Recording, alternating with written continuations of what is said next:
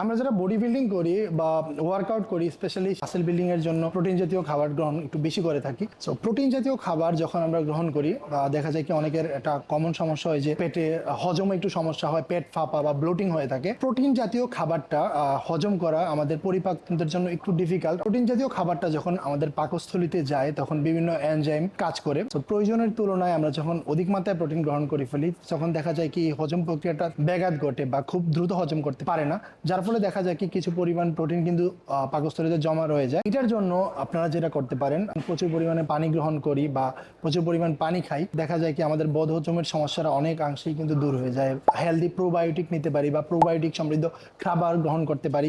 আবার কিছু probiotic supplement আমরা বাজারে পাই। প্রোবায়োটিক কিন্তু আমাদের এই ব্লোটিংয়ের সমস্যা থেকে অনেকাংশেই মুক্ত করে। তাছাড়া অনেক সময় দেখা যায় কি সমস্যাটা খুবই মেজর হয়ে যায়, তখন হাঁটাচলা করতে পারেন, বডি মুভ করতে পারেন।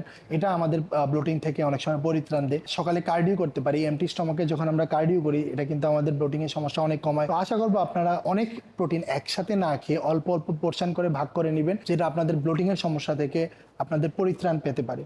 এইরকম ধরনের যদি আপনাদের কোনো প্রশ্ন থেকে থাকে বডি বিল্ডিং রিলেটেড বা হেলথ রিলেটেড, আপনারা অবশ্যই আমাকে জানাবেন। আমি চেষ্টা করব আমার ভিডিওতে এগুলির উত্তর দেওয়ার।